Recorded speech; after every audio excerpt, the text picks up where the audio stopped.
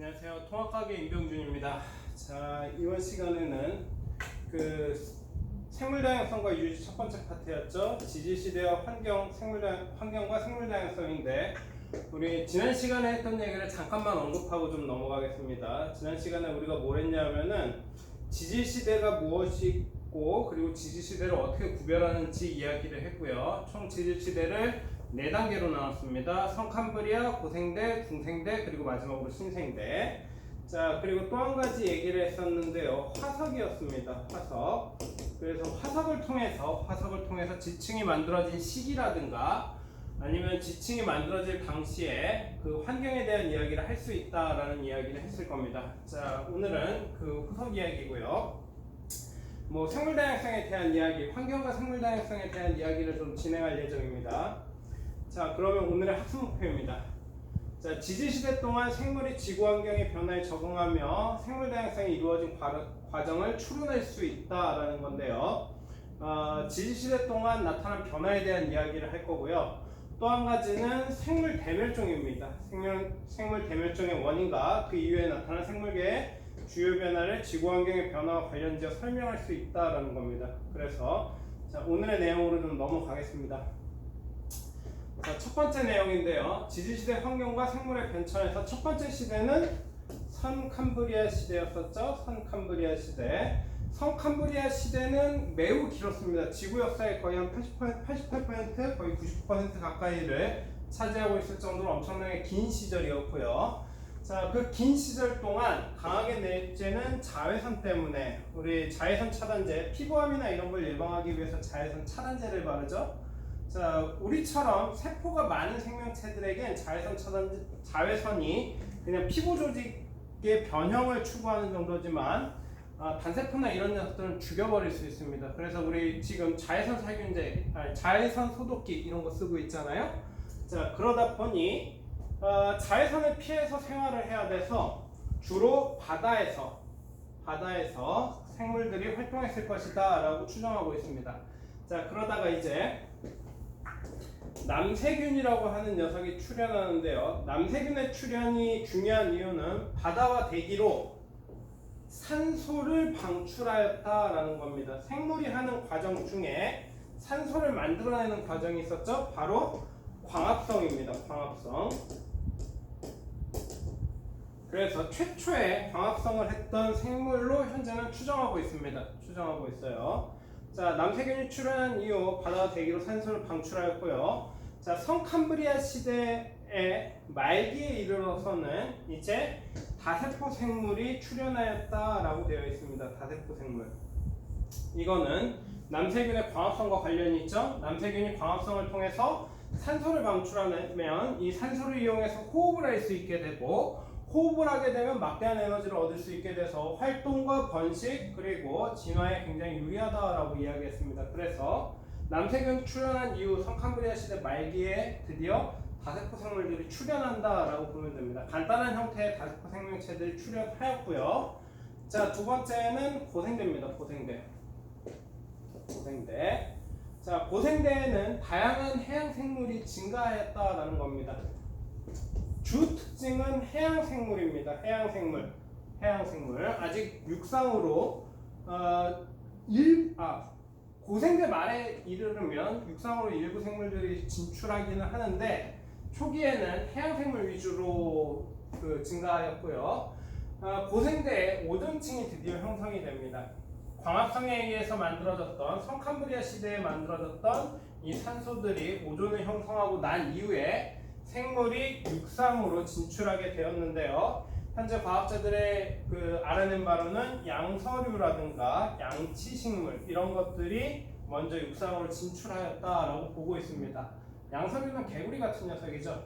물과 육지에서 모두 활동할 수 있는 이런 종류들이 나왔다라고 생각하는 겁니다. 그러다 보니 기존의 해양 생물만 있다가 육상으로 진출한 생물종 이런 녀석들이 등장을 하였고 새로운 생물종이 등장했다. 생물종이 다양해졌다라고 얘기할 수 있겠네요. 그리고 이 고생대 마렵에 일어났던 가장 큰 사건은 바로 초대륙 형성입니다. 초대륙 형성. 무슨 얘기냐 하면 그전에는 대륙이 이렇게 흩어져 있었어요. 이런 모양이나 이런 배치는 아닙니다. 이런 모양이나 이런 배치는 아니지만 얘네들이 판의 이동에 의해서 이 녀석들이 뭉쳐져서 하나의 덩어리가 되었다라고 보면 돼요. 자, 고생대의 주요 생물종들은 해양 생물이었는데 해양 생물이 살 수 있는 환경은 되게 제한적입니다. 해양 생물이 살 수 있는 환경은 비교적 얕은 바다에서만 주로 서식할 수 있어요. 깊은 바다에서는 대형 해양 생물종 제외하고는 크게 많이 번성하지 못합니다. 그래서 먼 바다로 가면 도리어 물고기 구경이 힘들어지는 이유예요. 근데 장거리 이동을 하는 애들은 도리어 먼 바다에 가서 잡을 수 있고요. 그러다 보니 대부분의 생물종, 해양 생물종들은 얕은 바다에 많이 서식하는데요. 대륙이 쪼개져 있을 때에는 이렇게 해안가가 많습니다. 해안 지역이 많아서 생물종들이 서식할 수 있는 지역이 이렇게 많았겠죠.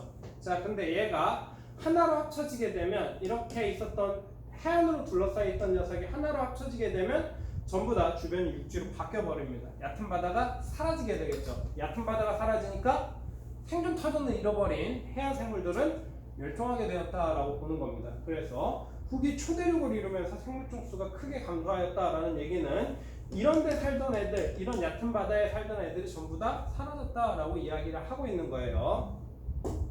자, 그러면 이번엔 중생대입니다. 중생대. 자, 중생대에는 화산 활동이 매우 활발했던 것으로 기록되어 있고요. 지층 조사를 통해서 화산의 흔적을 매우 많이 찾을 수 있습니다. 자, 화산 활동으로 방출된 이산화탄소, 요즘에도 문제를 일으키고 있는 지구 온난화와 관련된 기체죠. 그래서 온실가스라고 부르는데요. 이 온실가스에 의해서 온실 효과가 나타나고, 온실 효과가 나타난다? 따뜻해진다라는 얘기겠죠. 그래서 기후가 온난해졌습니다. 기후가 온난해졌어요. 따뜻해졌어요. 자, 그러다 보니 파충류와 같은 생물종들이 등장해서 번성할 수 있는 조건이 갖춰졌는데요. 이 파충류와 같은 녀석들, 우리 다른 이름으로 공룡이라고 부르던 녀석들입니다. 그래서 육지에서는 공룡이, 그리고 바다에서는 딴 녀석이 있었죠? 암모나이트. 이런 녀석들이 이제 번성하였다라고 생각하면 될 겁니다. 자, 근데 말기에 역시 급격한 환경 변화가 나타납니다. 급격한 환경 변화. 이게 과학자들 사이에서는 아직도 논쟁이에요. 왜 공룡이 멸종하였는가? 어쨌든 공룡의 멸종, 대규모 멸종을 일으킬 정도로 급격한 환경 변화가 나타났다라는 겁니다. 그래서 암모나이트와 공룡 대부분이 멸종하였다라는 건데요.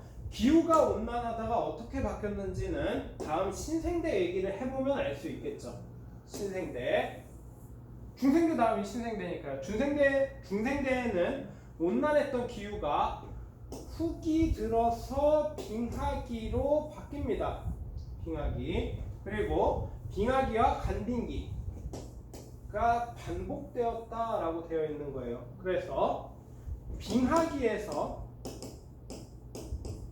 간빙기로 가는 사이에는 여기에는 온도가 올라가고요. 간빙기에서 빙하로 가는 시기에는 온도가 낮아지게 됩니다. 그래서 온도가 올랐다 낮아졌다. 지구의 평균 온도가 계속해서 변화하였다라고 현재 연구 결과 이렇게 알고 있고요. 자, 이 대륙 분포, 육지죠? 육지의 분포는 오늘날과 비슷한 형태를 띄었다라고 합니다. 그래서 지금과 비슷한 환경이 매우 많이 지금과 비슷했다라고 보시면 돼요. 물론 해수면은 조금 더 낮았고 여러 가지 차이가 좀 있었지만 지금과 비슷한 환경이 구축되기 시작한 게 신생대다라고 보면 됩니다. 자, 이 신생대에는 특히 소형 포유류가 번성하기 시작합니다. 소형 포유류가 번성한 이유는 추워서 그래요. 추워서 기온이 낮아지면 병원동물처럼 체온을 유지하지 못하는 동물들은 살기가 힘들어지고요. 파충류죠. 자, 또 하나, 몸집이 커지면 생존에 불리해집니다. 엄청나게 불리해져요. 왜냐하면 몸집이 클수록 에너지를 많이 얻어야 되는데 기온이 낮아지면 식물들이 잘 성장하지 못하고 그렇게 되면 먹이 활동이 줄어들게 됩니다. 그 결과 대형 생물종들은 살아남기 매우 힘든 환경에 처해졌다라고 보면 돼요. 공룡이 중생대 말에 그 멸종에서 버텼다라고 해도 신생대 후기에 진행된 빙하기 속에서 살아남을 가능성은 거의 없다라고 보면 됩니다. 그래서 춥고 식량을 많이 못 구하다 보니까 소형 포유류들이 번성하는 계기가 됐다라고 보면 될 것 같아요. 그리고 후기죠. 신생대가 거의 끝나갈 때쯤, 아직도 진행되고 있으니까 끝나갈 때쯤이란 표현은 좀 애매하네요. 후기에는 인류의 조상이 출현하였다라는 겁니다. 인류의 조상이 많은 것들을 바꿔놓고 있죠. 그렇죠? 그래서 네 가지 환경이 차이가 있었다라고 보면 됩니다. 네 가지 환경이 차이가 있었고 네 가지 지질 시대 내에서도 환경적인 차이가 나타납니다. 그래서 실제적으로 우린 네 가지만 배웠지만 훨씬 더 많은 지질 시대를 구별하기도 합니다. 자, 그러면 다음 내용입니다. 원시지구의 대기에 산소를 방출하기 시작한 최초의 광합성 생물은 무엇인가? 이거는 고생대 때 나타났었죠. 남세균이라고 불리우는 그 단세포 생명체였고요. 자, 이번에 해야 될 얘기는 대멸종입니다.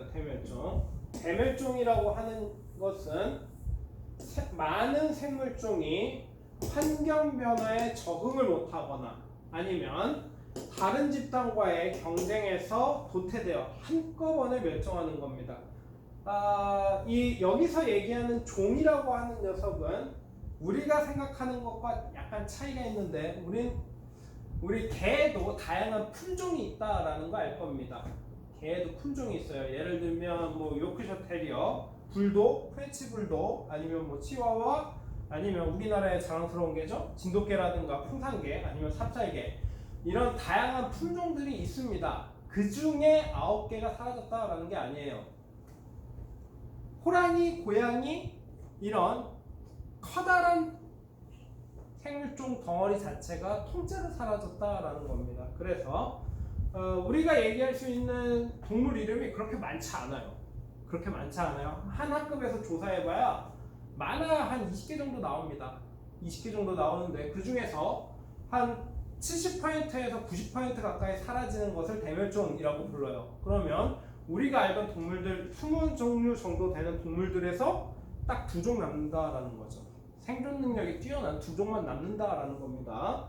자, 그러다 보니 대멸종이 일어나면 대멸종 전후로 해서 엄청난 변화가 나타날 수밖에 없어요. 생물종들이 많이 사라지면 그것은 멸종해야 될 녀석들에게는 위기지만 멸종하지 않고 살아남은 녀석들에게는 어마어마한 기회로 작용할 겁니다. 그 혜택을 본 게 우리 포유류죠. 포유류. 공룡이 멸종한 덕분에 포유류가 번성할 수 있었다라고 보면 돼요.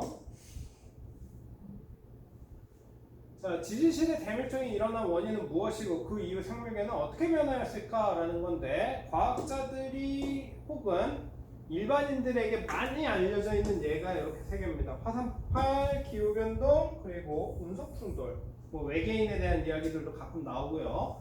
자, 근데 예전에는 이 3가지를 독립적으로 봤습니다.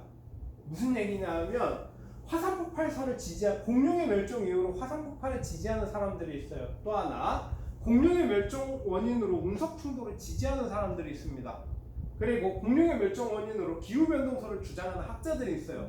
그러면 이 사람들이 예전에는 치고받고 싸웠어요. 내가 맞아, 넌 틀렸고 난 맞아, 이런 식으로. 근데 요즘에는 학계 분위기도 많이 바뀌고 있는데요. 요즘에는 이 3가지 중에 어느 하나가 결정적인 역할을 한 게 아니라 이 3가지가 복합적으로 나타나는 과정에서 역시 대규모 멸종이 일어났을 것이다 라고 추정하고 있습니다. 자, 그래서 이 녀석들을 3개를 한꺼번에 연결하는 건 좀 힘들 거예요. 대신에 화산폭발이 기후변동에 어떻게 영향을 주는지 혹은 운석충돌이 기후변동에 어떠한 영향을 주는지 이거는 좀 생각해보기 쉬울 겁니다. 그래서 2개씩 묶어서 좀 생각해보길 바래요. 자, 그러면 그래요. 엄청난 용어가 나왔네요.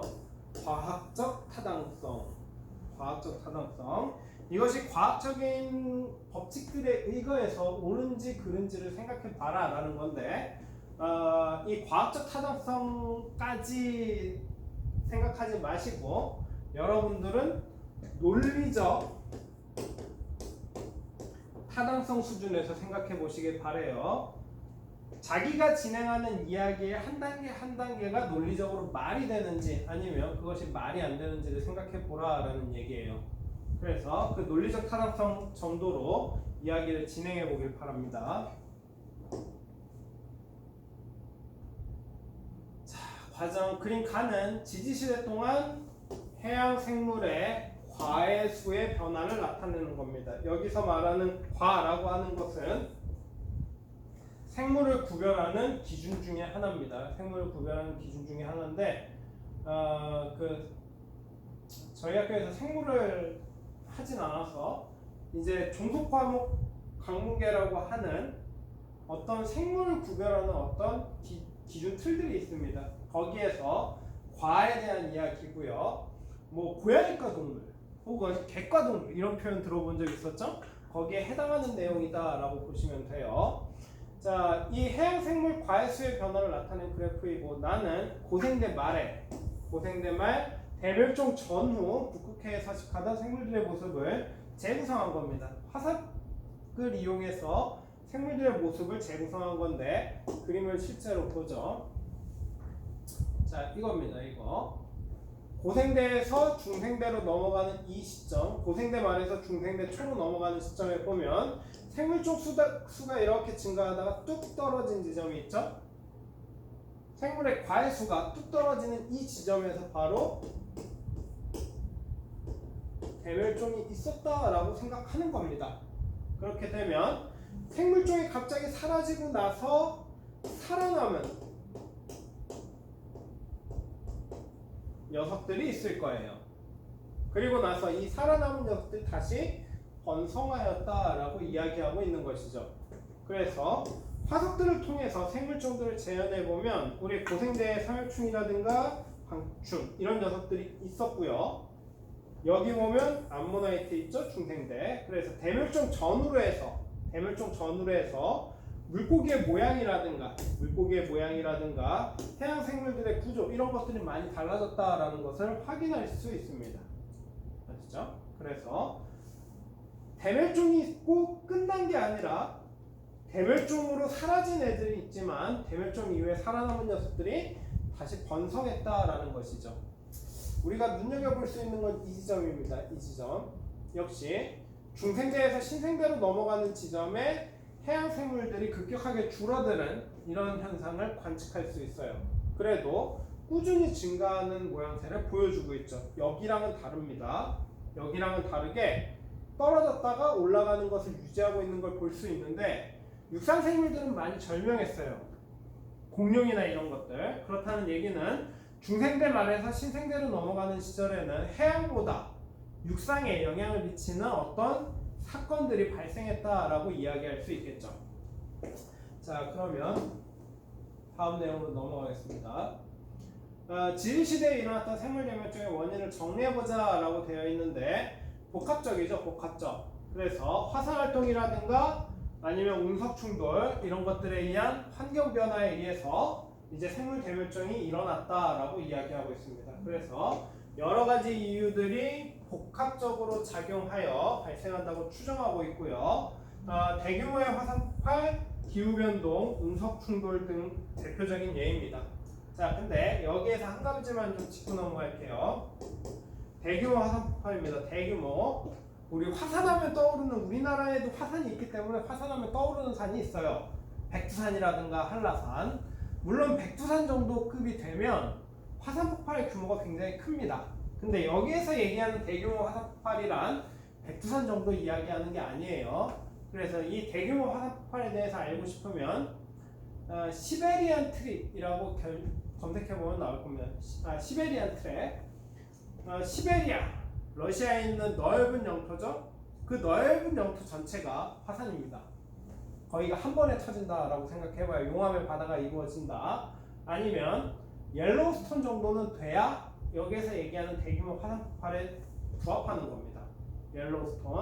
옐로우스톤은 화산이 터지고 나면 원래 산이 이렇게 있었는데 화산이 터지고 나면 윗부분이 이렇게 날아갈 거고요. 여기에 물이 고이죠. 이 물이 고이는 부분을 우리 칼데라라고 부르는데요. 이 칼데라의 규모만 거의 서울 서울, 경기, 서울 정도 규모에 해당할 겁니다. 저도 정확한 규모는 이제 기억이 잘 안 나네요. 근데 거의 서울에 육박하는 어마어마한 규모를 자랑하는 화산들이에요. 그런 화산들 얘기하는 겁니다. 이게 폭발하는 장면이 영화에서 한번 재현이 됐죠. 그 예전에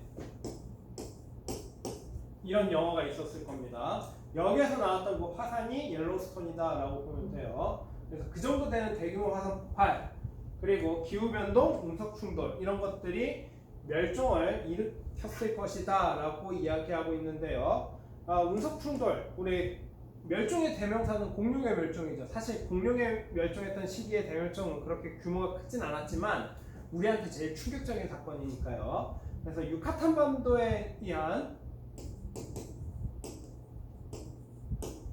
반도에 떨어진 운석이 공룡 대멸종과 직접적으로 연관이 있을 것이다 라고 현대에는 많이 추정하고 있습니다. 자, 그러면 대멸종 이후 나타난 생물계의 주요 변화를 정리해보자. 대멸종이 나타나면 생물종이 줄어듭니다. 하지만 생물종이 줄어들고 나면 새로운 생물종들이 그 자리를 채우게 됐었죠. 그리고 대멸종 이후에 새롭게 등장하는 녀석들도 있었습니다. 예를 들어 그 중생대 말에 공룡들, 파충류들이 대량으로 멸종하고 나서 포유류들의 세상이 열렸던 것처럼요. 그래서 이 대멸종이라고 해서 완전히 생태계가 끝나는 게 아니라, 거기서 끝이 아니라 새로운 시작으로서 나타난다. 새로운 생물종이 나타나고 새로운 생명체들에게 기회로 작용하기도 했다라는 것을 알면 될 겁니다. 대멸종 이후에 새로운 환경에 적응한 생물들은 멸종한 생물들의 빈자리를 채워가며 새롭게 형성된 생태계에서 다양한 종으로 진화했다. 맞는 얘기죠? 같은 얘기 하고 있는 겁니다. 잘못했죠? 생물 다양성이 아니죠? 대멸종입니다. 많은 생물종이 환경 변화에 적응하지 못하거나 다른 집단과의 경쟁에서 도태되어 한꺼번에 멸종하는 것을 우리는 대멸종이라고 부르죠. 이게 생물 다양성은 아니죠. 자, 그러면 지구 역사상 가장 큰 규모의 대멸종이 발생한 시기는 언제인가 라는 건데, 이게 언제인지 기억이 안 나네요. 이게 언제였을 건데, 요거는 대멸종 규모에 대한 이야기는 추가 동영상이나 아니면 관련 자료 첨부하는 걸로 올려놓도록 하겠습니다. 자, 그러면 지질시대 동안 일어난 대멸종의 원인은 무엇인가? 아까 전에 얘기했던 세 가지 말고도 있어요. 그러니까 찾아보시기 바랍니다. 자, 개념 정리인데요. 대멸종인데요. 대멸종이 일어난 후 새롭게 형성된 생태계에서 또 다른 형태의 진화가 전개되고요. 이러한 과정이 지질시대에 끊임없이 반복되면서 오늘날의 생물 다양성을 형성하였다라는 겁니다. 다양한 생물들이 나타나게 된 원인으로 대멸종, 여러 반복적인 대멸종과 그 대멸종에서 살아남은 종의 분화, 이런 것들을 이야기하고 있는 겁니다. 사실 이게 대멸종은 아니죠. 대멸종이라고 하는 것은 앞서서 이야기했듯이 환경 변화에 적응하지 못하거나 아니면 그 경쟁에서의 도태로 인해서 많은 종의 생물들이 갑자기 사라지는 것, 이거를 대멸종이라고 불렀죠. 그래요. 유독 이번 PPT가 좀 이상하네요. 자, 선캄브리아 시대에서 고생대로 넘어가면서 해양 생물이 급격하게 증가한 까닭을 설명해보자 라고 되어 있는데, 얘는 남세균이 있었죠? 남세균에 의해서 산소가 만들어졌었고요. 광합성 과정을 통해서. 그래서 이 산소를 통해서 폭발적인 에너지, 막대한 양의 에너지를 얻을 수 있게 되었고, 이 막대한 양의 에너지를 얻게 된 것이 해양 생물의 다양한 진화, 이런 것들로 나타났다라고 이야기하면 크게 문제가 없을 거예요. 자, 그러면 스스로 해결하기인데요. 요거는 좀 깊이 있게 한번 생각해 보시기 바랍니다. 현재 진행되고 있는 거라서 여러분과 관련이 있는 내용입니다. 뭐냐면 제6의 대멸종입니다. 6의 대멸종. 자, 6의 대멸종은 인간 활동의 영향으로 생물종이 급격하게 감소하는 겁니다. 인간 활동에 의해서. 인간 활동. 자, 그러다 보니 인류가 초래한 대멸종이라고 우리는 부르고 있어요. 우리 탓이라는 거죠. 인류 탓이다라는 건데 실제 인류에 의해서 어떤 일들이 발생하고 있는지를 한번 조사해 보시기 바랍니다. 그래서 인류가 초래한 대멸종의 위기, 인류가 생태계에게 어떠한 악영향을 끼치고 있는지, 그리고 그것들이 어떤 문제를 일으키고 있는지 이런 것들을 한번 사례들을 찾아보길 바래요. 자, 그래서 이번 시간은 여기까지, 이번 차시 수업은 여기까지고요. 우리 다음 시간에는 실제로 진화에 대한 이야기를 좀 해보겠습니다. 진화.